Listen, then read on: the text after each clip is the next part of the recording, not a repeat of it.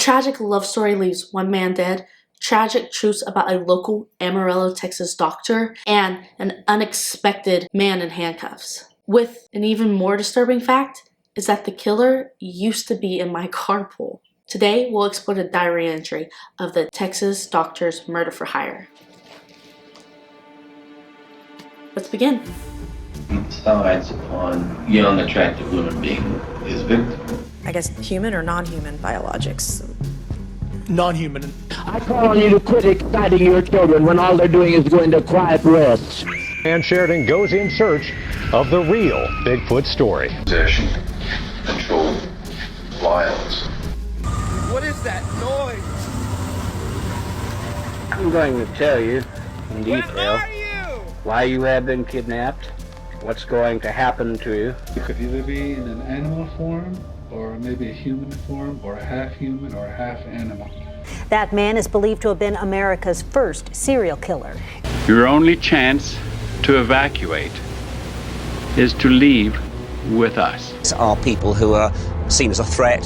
They're going to go on walking around after they've died. They're going to come out of their graves. Tell me in a sentence who you are. Nobody. I'm nobody. Hi everyone, I'm Addison and this is Addison Stark Diaries, and today we'll be looking into the diary entry of the Texas doctor's murder for hire. This case, like I say of all the other ones, has been a very intriguing, disturbing tale that I've been wanting to dive in and get all the knowledge and figure everything out about it.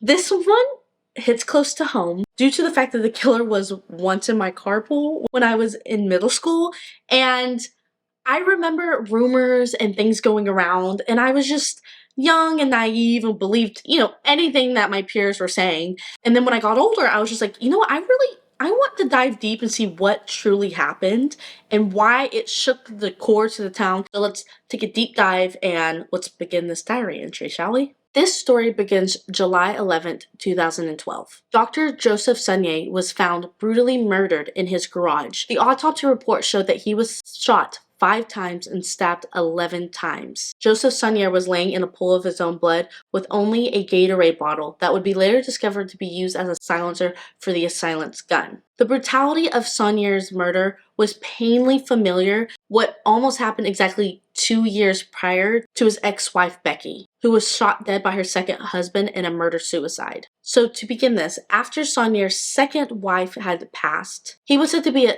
tower of strength for his family, as well as a very well-respected physician in Lubbock, Texas. So with his charm and good looks and his estimated net worth to be around $12 million, he would be what one would say as an eligible bachelor into the panhandle. Like I said, he was very well-respected. His family adored him. And after the death of his late wife, Becky, he pursued and kept going and didn't let the tragedy stop him and was just well-loved.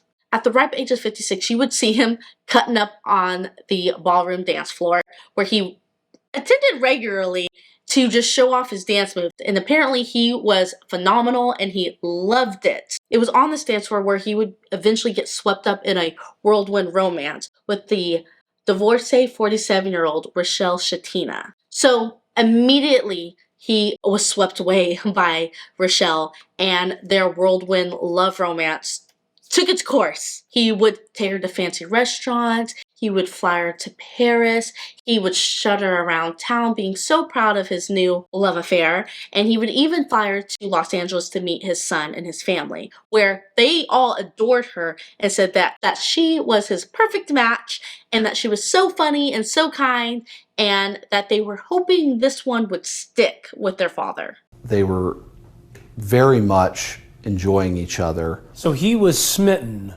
He was. Like we said, it was quite evident to the family that they were infatuated with each other and that she hung his moon for the time being. And she would often post herself with Joseph saying like, "This is my man" on Facebook. And it was really apparent that she had found her Mr. Right.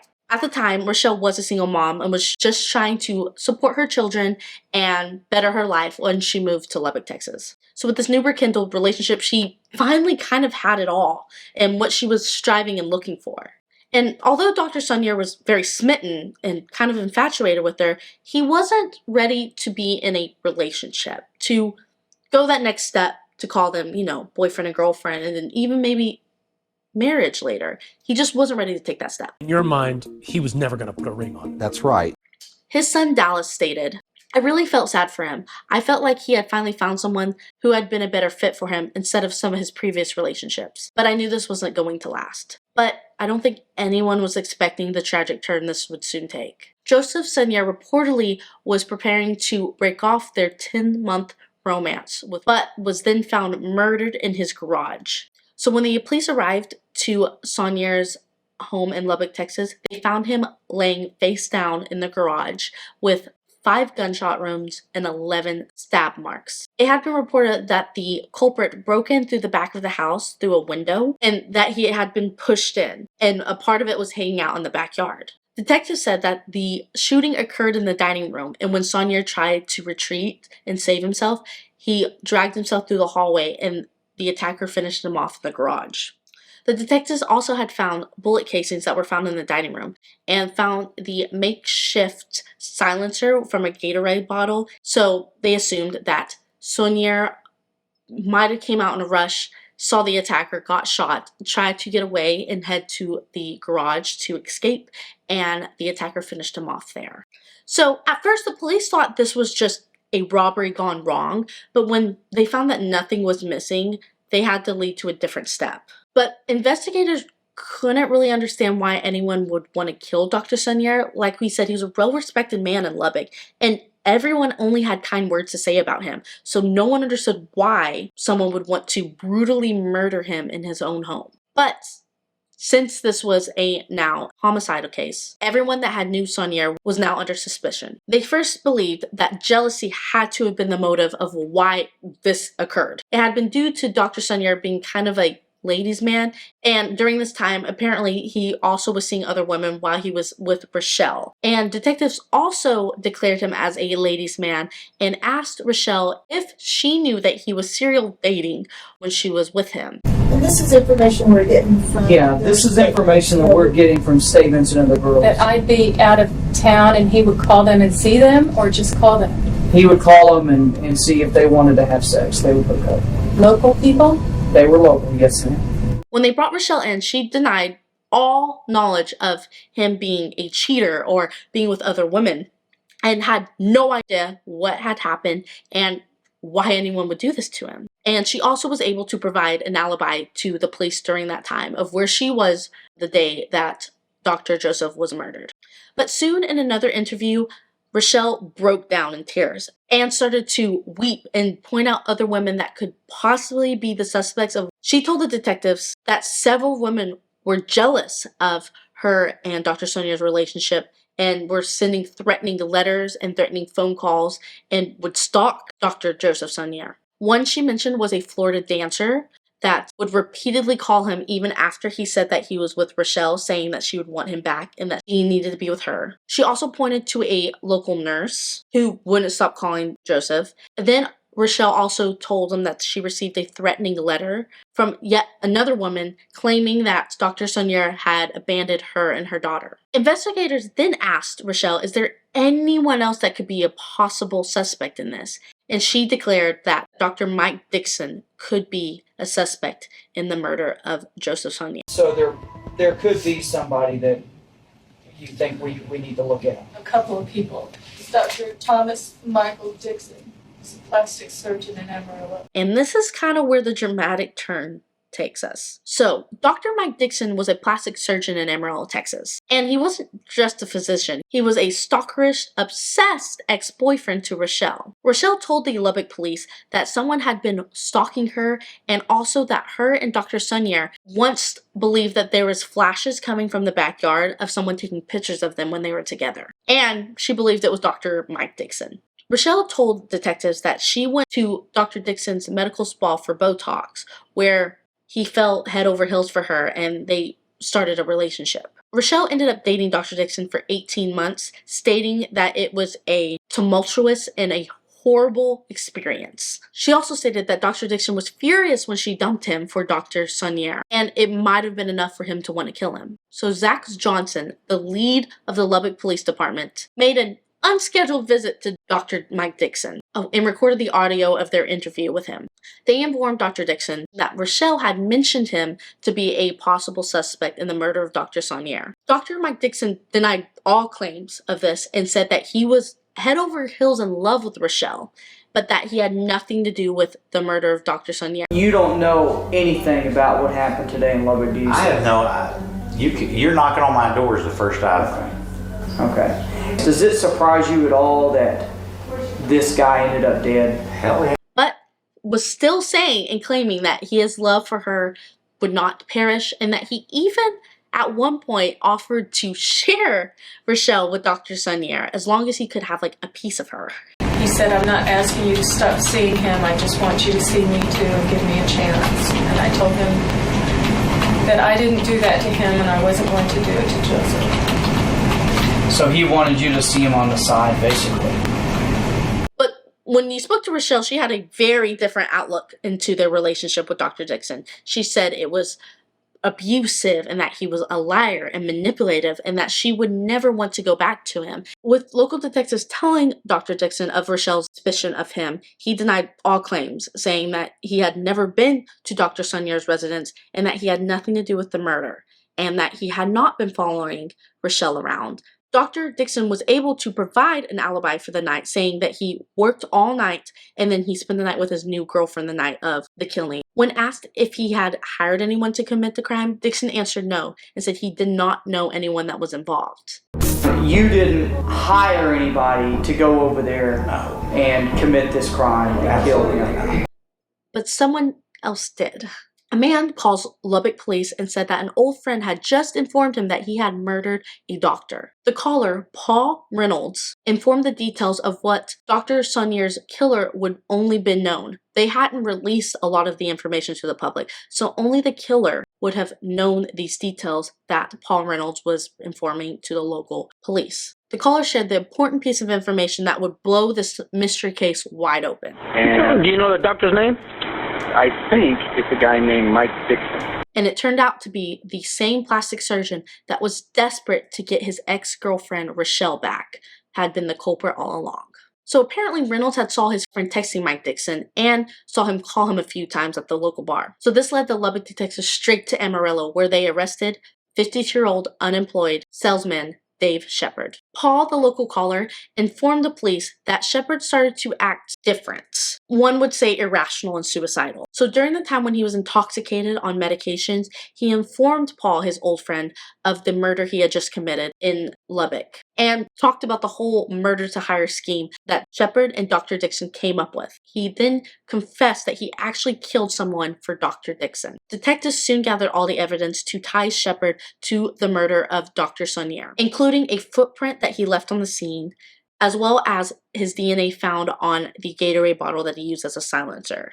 They had also found a photo Shepard had taken where his reflection was in a glass door at the rear of Dr. Sonnier's home. Confronted with all the evidence against him, Dave Shepard confessed to the killing of Dr. Sonnier. After 3 or 4 discharges, he's stepping away. He's from me.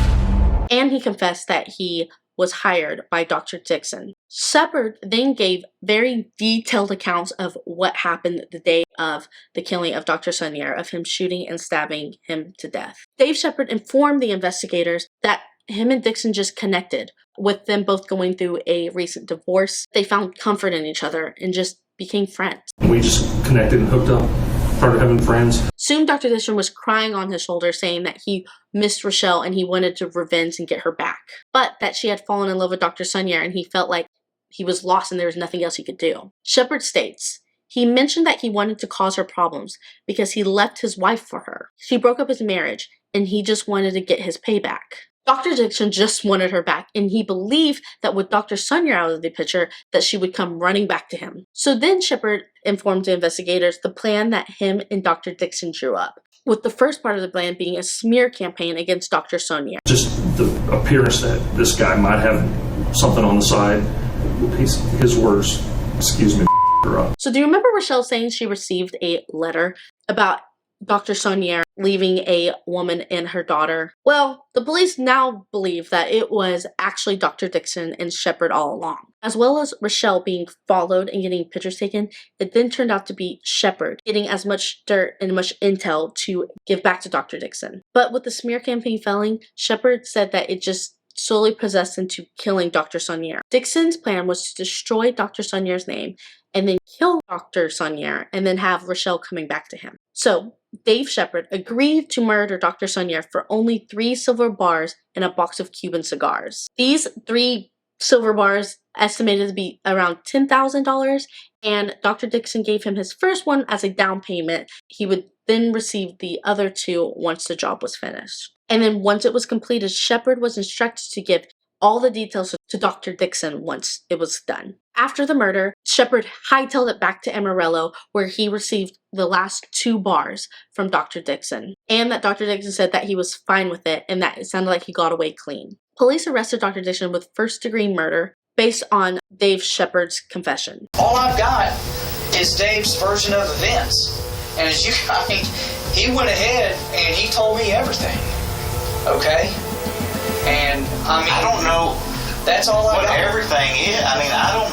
Okay, well, You've got. I have no idea what the hell's going on. As well as all the evidence from their text and phone calls that Shepard and Dixon conveyed to each other. Dave Shepard pled guilty for the role of hitman and got life in prison with no parole, while Mike Dixon claimed that he still was not involved and goes to trial and still maintaining his innocence. But to the dismay of police and Sonnier's family, Dixon's trial ends in a hung jury. Then Dixon had to be retried, where that jury found him guilty of capital murder and got automatic life in prison without parole. Joseph Sonnier can finally rest in peace, and his family at least have answers. So with this, doctor, to what truly happened to him. Mike Dixon still remains to this day saying he had no order to play in the killing of Dr. Sonnier. That's basically where the story ends. Okay, guys, so I'm here with Madison Sadler. Hi.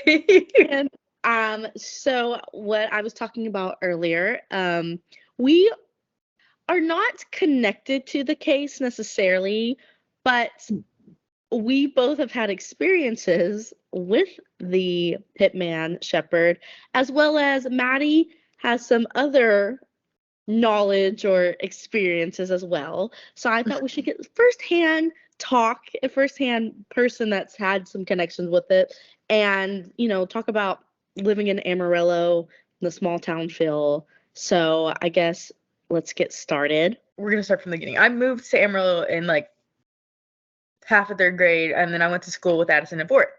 We met, once again, it's a small town in Amarillo. So by the time we ended up going to middle school together, like a big group of us ended up going to the same middle school, and we were friends for the most part. I mean, yeah, or like just like like mutual, I don't know.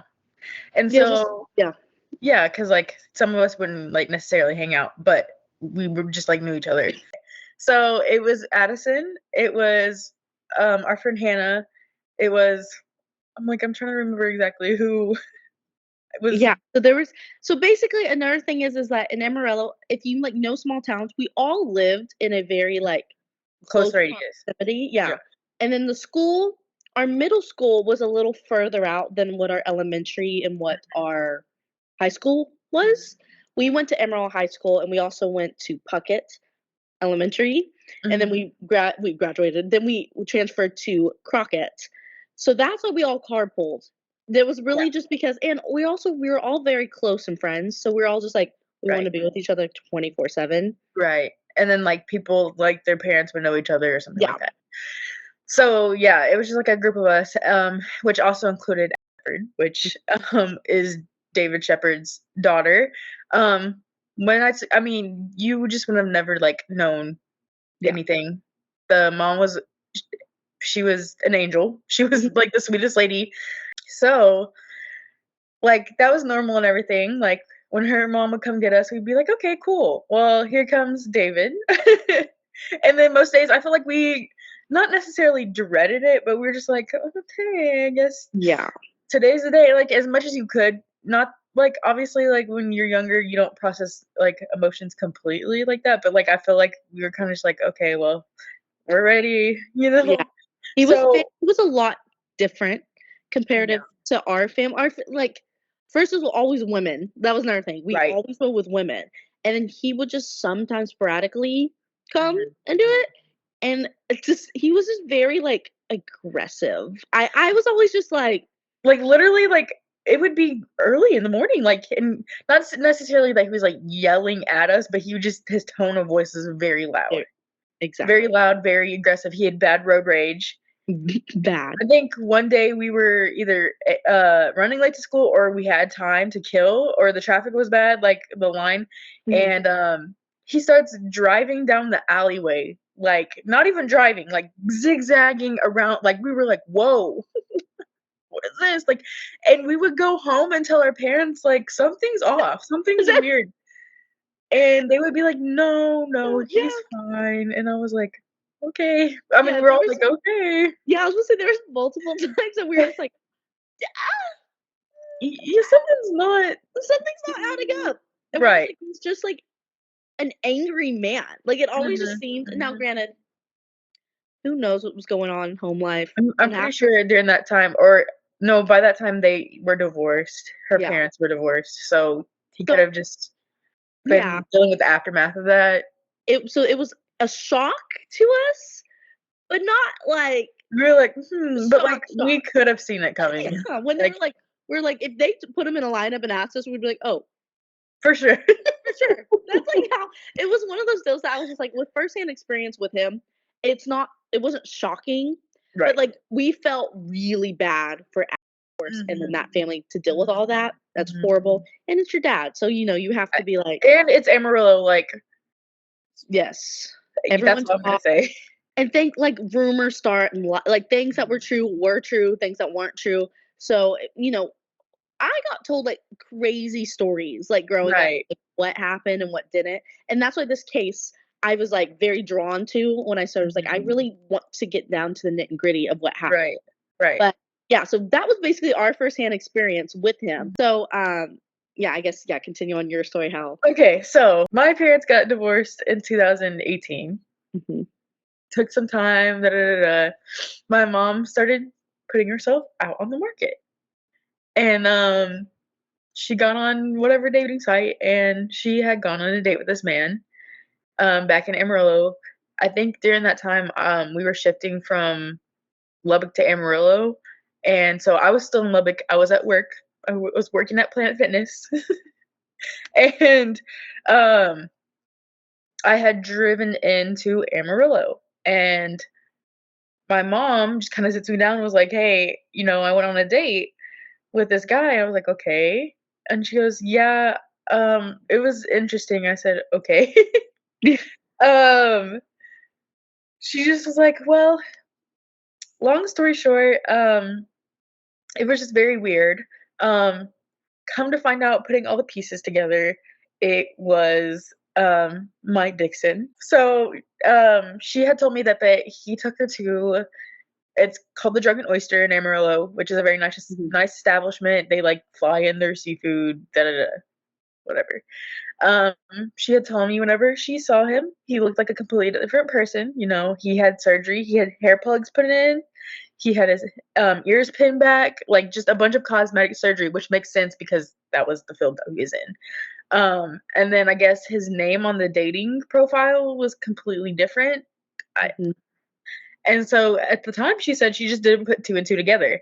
Yeah. And we were going back in the timeline when we were talking. I said, "Well, wasn't he out on like not bail, but like they were retrialing him?" Charlie, yeah. So essentially, whenever she went on a date with him, he had to have an ankle monitor because I mean, that would make sense to me. I guess I don't really know, Yeah, I but mean, yeah. if they're retrialing him, Mhm. but she's like, I wouldn't have known he was wearing boots. But like the way he had described himself on his dating profile was like, I'm a rancher, I'm a farmer, instead of like a plastic surgeon. So once my mom started putting two and two together, she was meeting up with some family friends later that night, and Dr. Dixon was like, "Oh yeah, I know them." So that was like clue one. That like she was like, because our family friend was in a fraternity with him at the, I guess you could say, local community college. It's a little outside of Amarillo. It's in Canyon, Texas. And so she's like, okay. And like, just like little things started happening. So she's like, yeah, I'm going to go meet with them. So I'm going to leave. And he was like, okay, can I come with you? And my mom was like, no, you can't. Cause she was just already weird. Like she kind of was figuring it out. She's like, no, you can't. And then he was like, okay, 1 second, I'm going to step outside. And so he steps outside. He was on the phone for like, my mom said it felt like 45 minutes or something. Comes back in. He picked a flower off a bush or something and brought it to my mom. What? My mom was like, huh? And so then he was like, yeah, so I'm gonna go wherever, to a public house, I think they went to, with you. And my mom was like, no. And so my mom was leaving. He was like, let me walk you to your car. My mom was like, absolutely not. Cause like, I know internally she was like terrified, freaking out. Yeah. So my mom sits in the car. She calls our family friend, freaking out, being like, hey, he wants to come hang out with us. I'm uncomfortable. I didn't even know it was him till the flag started popping up. And so our family friend was like, it's okay. Just come here. I will take care of it. So my mom ended up leaving and going with our family friends. They had the daughters block him off everything because as anybody else would, who's in the middle of someone who's getting retrialed for a freaking murder case. Like Exactly. So they blocked, and my mom was like, I don't know if she was embarrassed or, there's probably just so many emotions that run through that. Yeah. Anyway, so that happened, but she didn't tell me this, but like now thinking about it, I caught this when I was younger. My mom had said that she got a consultation from him whenever I was younger. And my mom was like, yeah. My mom was like, and I didn't go back and visit him because he was just weird. Like, he made me really uncomfortable, and I just, like, I couldn't do it. And so it just, like, it makes sense. Like, I feel like there's just there probably is a lot of underlying insecurity with him, like, why he's a weird human and all that kind of stuff. Possessive and Possessive. Also probably, feeling the need to be wanted. Yeah. Well, that's what I was like. I've read a lot of things now that everyone was like, he was such a standout, well guy. He was like well mannered. And I'm like, guys sometimes are very likable until they find something they want, like a woman, a woman, and it's just kind of turns creepy. I was like, so he obviously got especially attractive and wanted her. It was just like, especially like for his case, someone who probably was like in his pocket 24/7, and then all of a sudden was like, no, like withdrew that energy and then went to somebody else. Yeah. That probably, that drives men crazy in itself. Like, oh, I can't have you. Oh, but I'm gonna get you some way. Yeah. That is so. It's Who so would have crazy. known? Who would have known? I always say that. It's just, it is like, you don't really realize how like small the world really is until you're like, right. But oh, I knew him. Oh, I knew him. I knew him too. Actually, he was my like, you're just right. And then it's just wild to me that it's not, but that he did have all that cosmetic surgery just so that he could, like, I guess, be in the world. Yeah, and if you're getting retrialed, don't you think you should be focusing on that and not going on dates? That's what's the crazy. Exactly. Part to me, I'm like, so while you're getting tried to kill your ex-lover's boyfriend or hired someone to kill your ex-lover's boyfriend, you still need to go focus on having getting a date, relationship. I was like, because what if your mom would have been like fell for it, like fell for the love and this and that, and just didn't knew. Yes. And then he's like, oh, by the way, sorry, I'm going to prison. For what? Like, not even that. What if my mom fell for it and then like something happened and then what if the same situation happened? Exactly. And it's, I don't know. It's the craziest thing to me every time. Oh, yeah. But yeah, so that's why I just wanted you to come on and give your little story, your little 2 cents about everything. We've talked about it kind of for years, and then Madison, as I guess y'all figured out, Maddie's my best friend. So we've been friends since 4th grade. And I was, telling her, I'm like, I'm starting this channel, and she's always like supports me all the time. And then she was just like, yeah. And then I told her I was gonna do this case, and she's like, it's crazy. And she starts to tell me this, and I'm like, whoa, whoa, whoa, whoa, whoa. I'm like, and she's just like, and I'm like, no, I want you to tell us together. I can't get down there to Lubbock and Amarillo this week. Tried, but so I was like, you know what? We'll just give like a share story about what we did. And then she reminded me, she's like, yeah, we carpooled. And she's like, you remember? And I'm like, yeah, I forgot. If you're ever in the area of Lubbock and Amarillo, go visit some of these places. You can go to Amarillo High. You can where our little routes were, where we went to Crockett, Puckett, Lubbock. Lubbock is an hour and 45 minutes from Amarillo. Yeah. So both ways. Yeah. And you can stop by these places and see them. His house, I don't know if anyone still lives in that house, if it's still up. You could probably go by it, Shepherd, I think their house is still, someone I think was living in it at some point, I remember. I don't know. It's been so long since I've ventured out that way and all that. Yeah. But yeah, so thank you so much for coming. Watch the 2020. Yeah, watch the 2020. There's so much more information about all that. There's a lot of his interrogation and like the talking points that he gives. I give like a rough brief kind of. I just try to do a very brief summary of the whole case and just show y'all things. But thank you, Madison, for coming on and to talk to me. Bye. So with all this, it turns out justice was served, probably to the right people. So with nothing else left in this story, I guess that concludes the diary entry of the Texas doctor murder for hire. Thank you guys so much for coming and listening to this crazy story. I will be posting once a week, every week, and give you more cases that are mysterious or unknown or even kind of personal in a way of something that we relate to. If there's any stories that you would like me to listen to or you would like me to tell, make sure to put it in the comments. Make sure to like and subscribe. It was a very crazy, heartbreaking story, and I'm happy that justice was served.